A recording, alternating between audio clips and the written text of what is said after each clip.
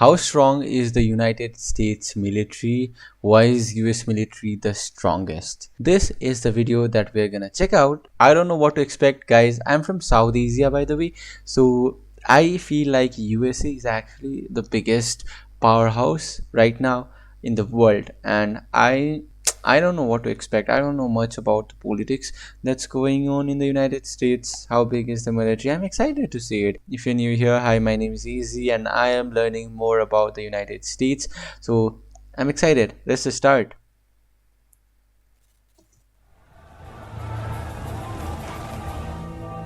Why is the US military the strongest?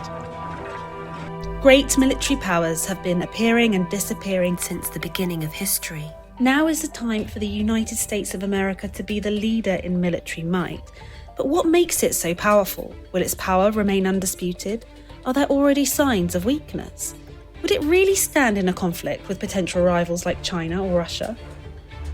To find out, we should analyse why exactly the US military is considered the strongest. The numbers. The US has 1,400,000 active military personnel. This figure places it in third place in this category. Okay, China so has the India largest army with and China slightly has- above 2 million soldiers, while India comes in second place. So in numbers, This China doesn't is the sound largest. that impressive, but Okay. what makes the US military stand out is not necessarily the raw number of men. The US has unquestionable air supremacy. Guys, so I'm from Nepal and China and India are our neighboring countries. So it feels really weird to say that okay, they are the actually, strongest in terms of number. You saw the numbers. The US military is number one in air power, with 13,264 total military Okay. aircraft. So A aircraft. total that is greater than the other five greatest air forces combined. Yeah, even if you sum all of them up. 2,085 are air-to-air That's great, fighters, though. 715 ground attack aircraft, 945 transportation aircraft, 5,768 helicopters, and 967 attack helicopters. In terms The of US every is number aspect. one in each aircraft category, except for air-to-ground forces, where it's slightly topped by Russia. What is The year to US ground, has a though? powerful navy that is designed to work in conjunction with its air forces. It has 20 aircraft carriers, 11 are regular fixed-wing carriers, while 9 are capable of hosting only helicopters and short takeoff planes like the F-35B. This is almost half of the world's total number of aircraft carriers, while most of the others belong to allied countries. If we take into account only regular fixed-wing aircraft capacity, the total combined deck space of the US aircraft carriers is over twice that of all the other nations combined. To complement this, the US Navy has the greatest number of destroyers and ranks third in the number of submarines. Interesting. First is still The China. numbers of the US naval strength are a bit tricky. If we count the total number of naval assets, the US falls in fourth place, behind Okay. Russia and China, and even behind North Korea, that boasts a Oh, that's surprising North first place. Korea. Wow. However, in case of a maritime conflict, it would that's- still be hard to counter the power of the US Navy, supported by overwhelming air supremacy and allied forces. Land power. The US is slightly behind Russia regarding raw numbers. American ground forces number 6,289 tanks, Ground forces means the 39,000 tanks. armoured vehicles, Okay, and armed vehicles. and all the stuff. 1,465 self-propelled artillery, and Wow. 1,366 rocket projectors. However, Russia has a lot of outdated vehicles with questionable performance in case of a real conflict. Meanwhile, the US military has a broad technological edge. The US has 5,800 nuclear warheads that make it the world's second largest in nuclear war power. In this video, we're analysing the conventional military strength, but it can't be denied that a nuclear arsenal does bring a certain status. Yeah, I mean, Even if things don't escalate to nuclear power. I think it's if you have nuclear power, you are on the edge. You have already won. The rest of the countries that do not have those powers. I feel like now, if the world war or something happens, it would be with these nuclear powers. So there is no chance that it's I feel like the number of army, the number of military would matter, but nuclear power is actually a nuclear power. You can't play with that thing. full-blown nuclear war. I It's don't want that intimidating to any type of country to war be to armed with happen such nuclear power. at all, though. It's good that they have The it quality. for the defense, The but US still. Army consists entirely of trained professionals, and many have real combat experience. Since the beginning of this century, the US has been involved in military conflicts in Afghanistan, Iraq, Pakistan, Somalia, Libya, Uganda, and Yemen. While other countries Are they still in Afghanistan? Like after the Taliban took over? I don't know. Okay, let's see. This video is from December 11, 2020. I feel like after the Taliban actually captured Afghanistan, US military had already left Afghanistan. I am not sure if they are still there though. But in Pakistan, I think they are still there, and yeah, interesting. Let's continue. Yep. still rely on conscripts to fill the numbers, the US can field an army of well-trained, experienced professionals. The equipment, the military assets, and the technology used in combat have excellent quality. This is the defining reason why US casualties are usually fewer than those of their adversaries. The strong ability to project power is another defining trait of the United States military. Size, technology, and experience are nothing if you can't reach the enemy. True. Power projection is the ability of a state to deploy and sustain forces outside its territory. Only a few states are capable to overcome the difficulties that involve power projection, and the US excels at it. This is made possible by several factors. The home base of the US is safe. The neighbouring countries are friendly. Potential enemies are far away. The large landmass makes it a country that is hard to invade. It also has coastlines along 2 oceans and strategic islands that hold military bases. The US forces can reach far, fast, and deploy great numbers of forces supported by the enforcement of air and sea superiority, combined with excellent transportation capabilities. Even if it doesn't engage in combat, the US can enforce naval and air blockades that can severely cripple an enemy's economy. The US has by far the largest network of military bases operating outside of its territory. Information regarding the exact number and location of such bases involves classified information, so we can only estimate the total extent of the overseas military presence. Back in 2013, the Pentagon stated that there were around 600 military bases overseas.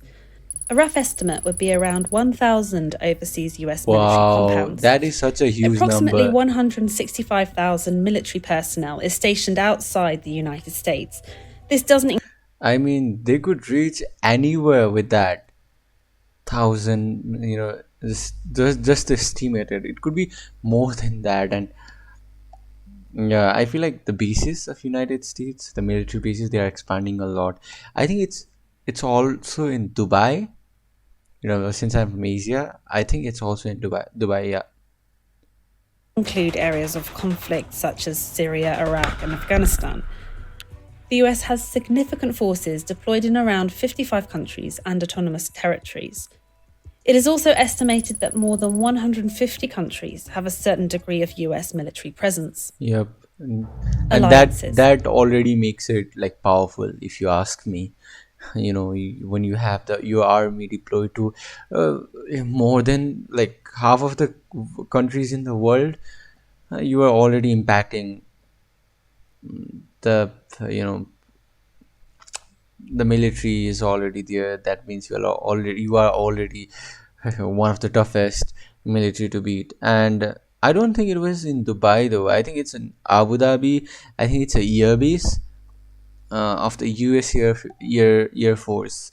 Guys, I'm completely clueless about United States, so please don't judge me about that though.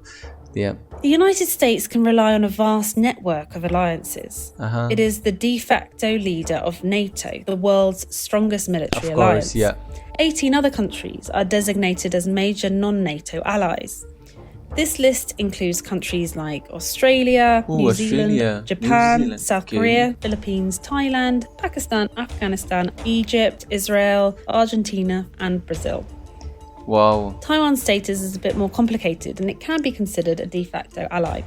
Some countries What's are a not de facto formal ally, allies though? but have a strong strategic partnership with the US. Uh-huh. One notable example is India, that participates in regular military drills together with US forces and some of its allies. Economy. Modern warfare is sustained in the long term by two main factors: the capacity to produce military equipment and the Of capacity course. to spend money on defense. You know, the technology. American defense in- companies are the indisputable American- top producers of weaponry. Yeah. Among the world's top weaponry 10 is defense great. suppliers, 5 of them are American companies. Look at Lockheed that. Martin is the biggest. It reported a revenue of almost 60 billion US dollars in 2019. That's 60 close to Russia's billion? entire annual military spending. The Whoa. strength of the US military Look at is how also due big to that its would be huge then. military budget. In 2019, spending on the US military was a whopping 732 billion US. Okay, guys, so seeing this, I'm not here to judge anyone, I'm not here to criticize anyone, but I have heard so much like memes in the internet that all the US taxpayers, the taxes are going on military. We have heard that. We have heard, like, from outside world, we have heard that so much. And I think it's true as well. The military spending is really, really high if you compare it with other countries. Like here, you look at that.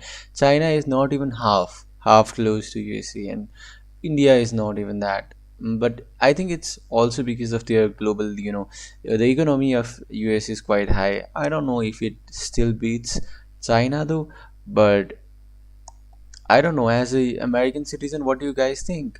Like, does it, although it is quite, the military is quite big, do you guys actually need that? Do you guys actually want your country to spend so much on military? I want to know. Do let me know in the comments. First, let's just continue this. dollars. That's almost 3 times more than China, the world's second largest military spender, and it is roughly 1/3 of the entire world's defense budget. Look While at Russia that. is commonly regarded as the second most powerful army in the world, its budget consists of only $65 billion. Arguably, there is an aspect of purchasing power. For example, it's cheaper to pay a Russian or Chinese soldier, but the cost of high-quality military equipment is still the same around the world. The reason that the US can afford such an enormous military budget is that it's supported by a strong economy. America has been the world's largest economy since 1871. Its nominal GDP is currently 21.44 trillion US dollars. That This is so almost a huge. quarter of the global economy, and it's backed with plenty of natural resources, advanced infrastructure, and technology. Besides the ability to sustain an enormous defense budget, the US often uses its economic strength as a weapon by enforcing economic sanctions. Tariffs, we have Soft heard about factors. it. Soft power is another factor that comes into play when assessing a country's might. The US is world-beating in culture, education, and technology. American pop culture has an enormous influence, and this won't change anytime soon. America also hosts most of the world's top-ranking universities with a record number of international students. Yeah, of The US course. leads the world of technology and digitalization as home to the world's most influential tech companies like Apple, Google, Silicon Microsoft, Valley. and You Facebook. guys have Silicon Valley. It's easy to already. think that this doesn't seem important in warfare, but imagine an enemy soldier that would have to attack the country where his cousin studies, the country of his favourite music band, the Yeah. country of his favourite actors from the movie that he watches on an American media platform like That is so YouTube, true. or an American smartphone Even with American YouTube. software. Finally, there is another critical I wouldn't want to, mess up with United States just because it has YouTube, guys. Why would I do that, right? She's totally right about that, though. aspect. It is called That the aspect will of to soft fight. power. And this It's is the true. single most important factor in war. The will to fight is the disposition to engage in combat, the determination to keep fighting even when facing precarious odds, and finally to win. At an individual level, a soldier with a low will to fight will avoid engagement with the enemy and is likely to flee when things get tough. A battle is won when the enemy's will to fight is broken. Wars don't end when one military destroys the other. Wars end when one side grows weary of fighting, doesn't see any further purpose in the continuation of the conflict, and gives up. That is true as well. The national will to fight is what keeps a nation fighting. This is commonly linked to a sense of patriotism, national identity, and motivation generated by the idea that one fights for what is right. In the past, this has been a strong point of the US, as Americans have been fighting against dictators and terrorists that lacked concern for human life and dignity. In contrast, the USA has been regarded as a country that embodies values of freedom, democracy, and rule of law. It was the country that defined such values. Even more, it was the country that was willing to fight for these values. The American soldier has been motivated by a sense of moral supremacy rooted in the country's Christian tradition. However, America doesn't seem to be so cohesive in its values anymore. There are many factors intertwined that provoke this. It's a complex topic that deserves a study on its own. But the outcome is that America is now a country that is greatly divided among ideological lines and systems of belief. Many of its citizens are not sure what to believe in anymore, or even what they stand for. There have been many lessons in history. Small nations became great empires by holding high moral standards along with a disciplined and motivated army. A great empire's fall was usually preceded by internal strife and moral crisis. The final story of the United States of America as a global power is not yet written. The nation's strength rests upon its citizens and their decisions. It's a matter of this great nation getting back its cohesion and moral compass. That is, if it wants to keep its status as the world's greatest superpower and defender of freedom. Oh, holy shit. That just grew my that just helped me grow my patriotism towards United States. Although I'm not related to United States, I'm like in totally opposite part of the world, but I'm still like feeling that US is actually my country, and I'm feeling that proudness within me. That video did this, and this video did that to me, and I'm interested like you know, I honestly feel like Americans are highly patriotic people. They love their country so much. Although they wanna, I've seen like lately, there are things, a lot of things that have caused a lot of trouble to America.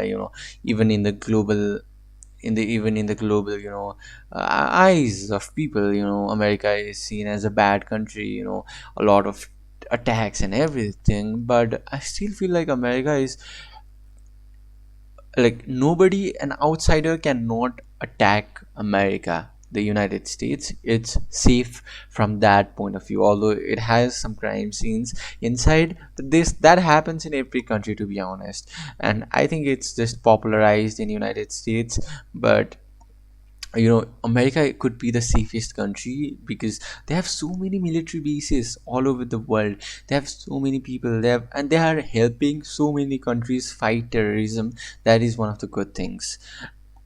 I know politics has messed up a lot of things, but I highly respect the army of United States. And yeah, I've heard a lot of stories about the world wars, and no wonder why America always wins at last. But it's because of the army, it's because of their heroism and everything. And this was interesting one, guys. So I'm learning about United States. I want to know what should I check out next. I was getting all of those things, but those military terms like about the weapons and everything, that was kind of confusing to me. But I think I got most of the points here, and I want to check out more about United States. So just let me know in the comments like what should I check out next, and I would love to check that out. I would see you guys in the next one. For now, bye.